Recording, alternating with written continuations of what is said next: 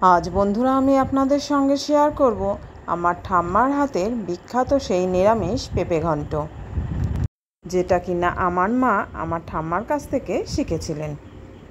এখন আমিও শিখে নিয়েছি মায়ের কাছ থেকে।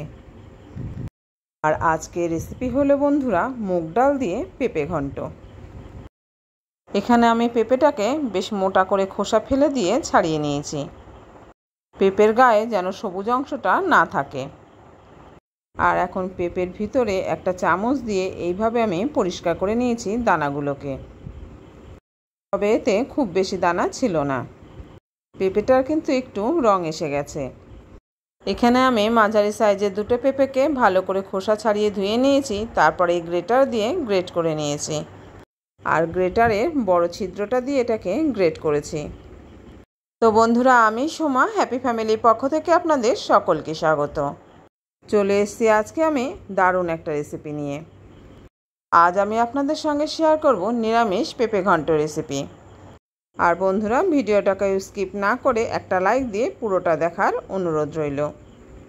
আর এই যে বন্ধুরা, এখন আমি গ্যাস ওভেনে একটা কড়াই বসিয়ে দিয়েছি। আর কড়াইটাকে গরম করে নিয়ে এখানে আমি ছোট বাটির হাফ বাটি মুগ ডাল দিয়ে দিলাম। ডালটাকে খুব হালকা করে আমি ভেজে নেব, যতক্ষণ না পর্যন্ত ডাল থেকে একটা সুন্দর গন্ধ বেরোচ্ছে। আর এখন কিন্তু আমার এই মুগ ডালটা ভাজা হয়ে গেছে। এই ডালটাকে এখন আমি জল পাল্টে পাল্টে বেশ কয়েকবার ধুয়ে নেব। এবার আমি কড়াইতে দিয়ে দিলাম পরিমাণ মতো সর্ষের তেল। এই রান্নাটা বন্ধুরা আমি সর্ষের তেলেই করছি, কিন্তু আপনারা চাইলে এটাকে সাদা তেলেও করতে পারেন। এখন তেলটাকে গরম করে নিয়ে আমি এর মধ্যে দিয়ে দিলাম হাফ চামচ সাদা জিরে ও একটা চেরা শুকনো লঙ্কা। জিরে আর শুকনো লঙ্কাটা দিয়ে একটু ভেজে নিতে হবে। যখন এই ফোড়নটা থেকে সুন্দর গন্ধ বেরোবে তখন আমি দিয়ে দেবো কেটে রাখা আলু। আর এই যে দেখুন বন্ধুরা, এখানে আমি মাঝারি সাইজের দুটো আলুকে ছোট ছোট টুকরো করে কেটে নিয়েছি। এখন আলুটাকে আমি খুব হালকা করে ভেজে নেব। আলুটা ভাজার জন্য আমি এখানে দিয়ে দিলাম খুবই সামান্য পরিমাণে লবণ। সামান্য পরিমাণে লবণ দিয়ে একটু নেড়েচেড়ে নিয়ে এখন আমি কড়াইটাকে ঢেকে দিলাম। মাঝখানে দুবার ঢাকা খুলে আমি আলুগুলোকে নেড়ে দিয়েছি। এখন আমি আবারও কড়াই ঢাকাটাকে খুলে নিলাম। আর আমি মিডিয়াম টু লো ফ্লেমে কিন্তু আলুটাকে এখন ভেজে নিচ্ছি। আলুর কালারটা একটু চেঞ্জ হলেই এখন আমি এর মধ্যে দিয়ে দিলাম এক টুকরো গ্রেট করা আদা। এখানে আমি 2 চামচ গ্রেট করা আদা দিয়ে দিলাম। এবার আদা দিয়ে এটাকে ভালোভাবে নেড়েচেড়ে দেব। আদাটার কাঁচা গন্ধ চলে গেলে এখন আমি দিয়ে দিলাম মাঝারি সাইজে কেটে রাখা একটা পাকা টমেটো কুচি। এবার টমেটোটাকে আলুর সঙ্গে ভালো করে নেড়েচেড়ে ভেজে নিলাম। আলু আর টমেটো 50% ভাজা হয়ে গেলে এবার আমি দিয়ে দেবো গ্রেট করে রাখা পেঁপে। আলুটাকে বন্ধুরা এখানে খুব ভালো করে ভাজার দরকার নেই, কেননা এটা পেঁপের সঙ্গে ভালো সেদ্ধ হয়ে যাবে। এখন আমি দিয়ে দিলাম এই গ্রেট করে রাখা পেঁপে। আমার নতুন পুরনো সকল বন্ধুদের জন্য রইল অনেক অনেক ভালোবাসা। আপনাদের এই ভালোবাসার জন্য কিন্তু বন্ধুরা আমি প্রতিদিনই নতুন নতুন ভিডিও বানানোর উৎসাহ পাচ্ছি। আর সেই সঙ্গে রইল বন্ধুরা শারদীয়ার শুভেচ্ছা। আজ থেকেই বন্ধুরা পুজো শুরু। শুভ পঞ্চমীর শুভেচ্ছা রইল সকলের জন্য।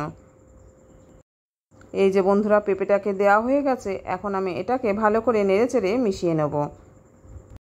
এখন পেঁপেটা দেওয়ার পর এর মধ্যে আমি দিয়ে দিলাম পরিমাণ মতো লবণ ও হলুদ। লবণ হলুদ দেওয়ার পর এটাকে ভালো করে মিশিয়ে নিতে হবে। এই পুজোর মধ্যেই অনেকেই আমরা কিন্তু নিরামিষ খেয়ে থাকি। আর নিরামিষ যে কোনো দিনেই কিন্তু বন্ধুরা পেঁপের এই রেসিপিটা খুব সহজেই বানিয়ে নেওয়া যায়। লবণ হলুদ দিয়ে পেঁপেটাকে নেড়েচেড়ে নেওয়ার পর এখন আমি দিয়ে দেবো এই যে মুগ ডালটা ভেজে রেখেছিলাম, সেটা কিন্তু খুব ভালো করে আমি জল পাল্টে পাল্টে ধুয়ে নিয়েছি। এখন সেই ডালটাকে আমি পেঁপের মধ্যে দিয়ে দিলাম। এখন সবগুলো উপকরণকে আবারও ভালো করে নেড়েচেড়ে মিশিয়ে নিলাম। এবার এর মধ্যে আমি দিয়ে দেবো গুঁড়ো মশলা। দিয়ে দিলাম আমি 1 চামচ ধনের গুঁড়ো, জিরের গুঁড়ো ও লাল লঙ্কার গুঁড়ো। এই রকম পেঁপের নিরামিষ ঘন্ট যদি বন্ধুরা আগে কখনো না খেয়ে থাকেন, তাহলে আমার অনুরোধ রইল ঠিক এইভাবে একদিন পেঁপের নিরামিষ ঘন্টটা বানিয়ে খেয়ে দেখবেন। এটা ভাত, রুটি কিংবা পরোটার সাথে দারুণ লাগবে খেতে। প্রথমে দিয়ে দিয়েছিলাম জিরের গুঁড়ো ও ধনের গুঁড়ো, আর এখন আমি দিয়ে দিলাম ঝাল লঙ্কার গুঁড়ো। তো জিরের গুঁড়োটা আমার একটু কম মনে হয়, আমি আর একটু জিরের গুঁড়ো দিয়ে দিলাম। এবার আমি সবগুলোকে আবারও ভালো করে নেড়েচেড়ে মিশিয়ে নেব। এইভাবে এটাকে বেশ কিছু সময় নেড়েচেড়ে নেওয়ার পর এটা কিন্তু অনেকটাই ভাজা ভাজা হয়ে যাবে। আর মশলাটাও কিন্তু সেই সঙ্গে বেশ ভালো করে কষানো হয়ে যাবে। ঠিক এই রকম সময় আমি দিয়ে দেব উষ্ণ গরম জল। এই যে বন্ধুরা, আমি পরিমাণ মতো উষ্ণ গরম জল এখন দিয়ে দিলাম। আর এই জলের পরিমাণটা কিন্তু বন্ধুরা একটু বুঝে শুনেই দিতে হবে। জল একটু টান রেখেই দিতে হবে, এদিকে যাতে পেঁপেটাও সিদ্ধ হয়ে যায়, ডালটাও সিদ্ধ হয়ে যায়। তবে ডালটা সিদ্ধ হবে কিন্তু দেখতে গোটা থাকবে, আর খুব হালকা পরিমাণে একটু শক্তও থাকবে, আর যেটা খাওয়ার সময় মুখে পড়লে দারুণ লাগবে খেতে। এখন কড়াইটাকে আমি ঢেকে দিলাম। এখানে আমি কাঁচা লঙ্কা ও ধনেপাতাটা দিতে ভুলে গিয়েছিলাম, তাই ঢাকা খুলে নিয়ে আমি ঝাল অনুযায়ী 2টো কাঁচা লঙ্কা আর একটু ধনেপাতা কুচি দিয়ে দিলাম। আর এটাকে হালকাভাবে একটু নেড়েচেড়ে দিলাম। আর বন্ধুরা, আজকে নিরামিষ পেঁপে ঘন্ট রেসিপিটা আপনাদের কীরকম লাগছে জানাতে কিন্তু ভুলবেন না। ভালো লেগে থাকলে লাইক, কমেন্ট ও শেয়ার করবেন। আর চ্যানেলে নতুন বন্ধু এসে থাকলে চ্যানেলটিকে সাবস্ক্রাইব করে অবশ্যই আমার পাশে থাকবেন। আর আমিও নিয়ম ও সময় মেনেই নতুন বন্ধুর পরিবারে পৌঁছে যাব। এই যে বন্ধুরা, কড়াইটাকে এখন আমি ঢেকে দিলাম। এটাকে একটু ভালো করে ফুটিয়ে নিতে হবে। ফিরে এলাম 5-7 মিনিট পর। 5-7 মিনিট পর কড়াইয়ের ঢাকাটা আমি খুলে নিলাম। এখন কিন্তু কড়াইয়ের জল অনেকটাই শুকিয়ে গেছে।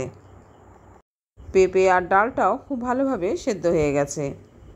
এবার এর মধ্যে আমি দিয়ে দেবো একটু আটার পিটুলি। এখানে আটার বদলে চালের গুঁড়ো কিংবা ময়দার ব্যবহার করা যেতে পারে। খুব সামান্য আটার গুঁড়ি নিয়ে আমি এর মধ্যে একটু ছড়িয়ে দিলাম। এখন এর মধ্যে খুব সামান্য পরিমাণে চিনি, ঘি আর গরম মশলার গুঁড়ো ছড়িয়ে দিলেই রেডি আমাদের আজকের নিরামিষ পেঁপে ঘন্ট। আজ এই পর্যন্ত বন্ধুরা, ফিরে আসছি পরের ভিডিওতে অন্য কোনো রেসিপি নিয়ে। আপনারা ভালো থাকবেন, সুস্থ থাকবেন।